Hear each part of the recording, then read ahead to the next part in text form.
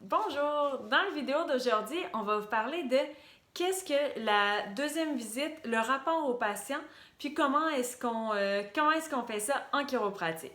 Donc, premièrement, il y a j'aime beaucoup lorsque j'explique au patient c'est quoi sa condition, c'est quoi son diagnostic, lui expliquer plus une vue d'ensemble puis qu'il puisse comprendre. Pas seulement dire oui, elle m'a dit que j'avais une irritation facétaire, je sais pas trop c'est quoi, mais c'est ça qui me fait mal, puis je suis pas capable de l'expliquer.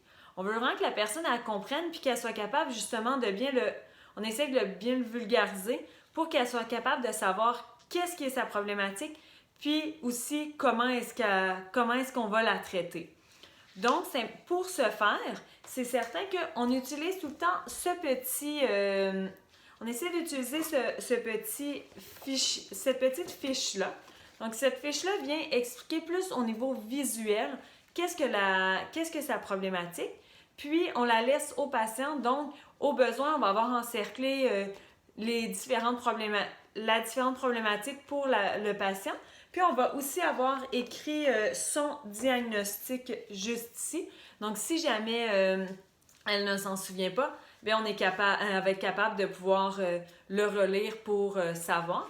Qu'est-ce qui est bien avec cette fiche-là aussi, c'est que ça l'explique un peu la subluxation vertébrale, qu'on va parler dans une autre vidéo. Donc, ce qui est un manque de mobilité entre deux vertèbres qui peut amener un blocage et qui, à cause de ça, va amener une compensation du corps qui, ultimement, va amener des douleurs. Donc, c'est ce qu'on vient traiter, c'est les subluxations en chiropratique.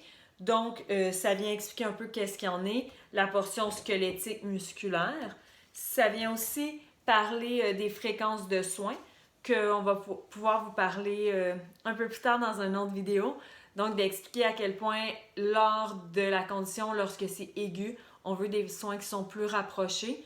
Pourquoi? C'est pour avoir un meilleur impact autant au niveau du système neuromusculo-squelettique, diminuer la symptomatique, puis commencer à rétablir le mouvement. Puis, ça explique aussi quand met de la glace, quand met de la chaleur, l'impact d'une mauvaise posture au niveau cervical, puis les postures de sommeil. Donc ça, c'est vraiment complet pour expliquer le dossier au patient. Par la suite, ce que je fais, c'est que j'utilise tout le temps cette application-là qu'on appelle Essential Anatomy. Fait que ça, ce qui est vraiment intéressant avec ça, c'est qu'on peut la bouger comme ça.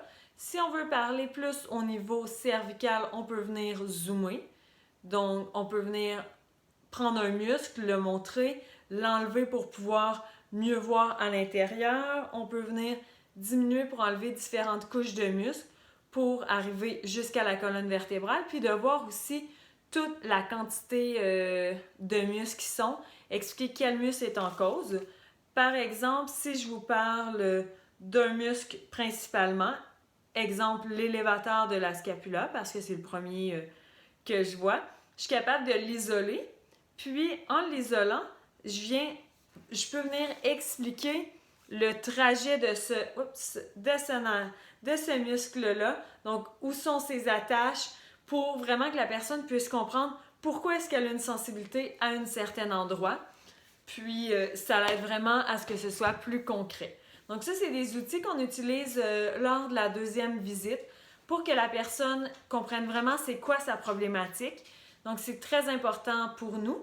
Puis, ensuite de ça, bien, là, on arrive au premier traitement où là, avec le diagnostic, bien, là, on commence à faire les traitements pour le patient. Donc, c'était l'explication du rapport au patient. Bonne journée!